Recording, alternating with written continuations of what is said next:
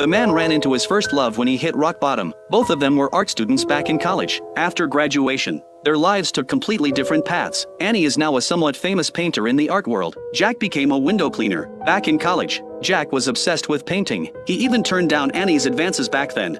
ねえ、こっち来て。やだ。 When Jack heard that Annie invited him to an art exhibition, his face went dark. He made up an excuse and left right away. Jack's life wasn't going well. He was 28 and had accomplished nothing. He lived alone in a cheap rental apartment on the edge of Tokyo. After work, he'd eat cheap takeout in front of his computer. Every single day was the same routine. Work, go home. He couldn't see any hope for change. Sometimes he'd think that life didn't seem worth living. ビルの壁に張り付いて、窓拭く俺たちって虫ですよね。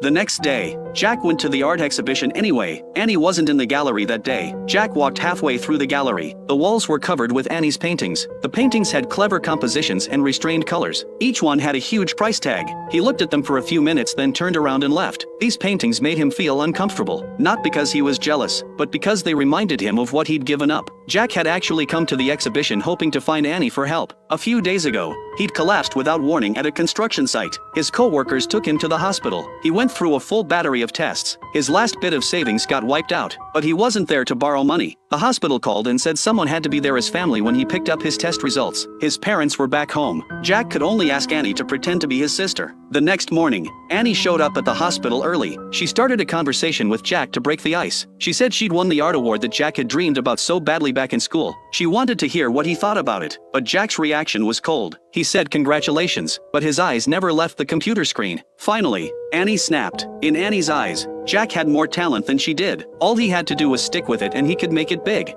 でもそんな私の絵だって評価してくれる人はいるんだよ。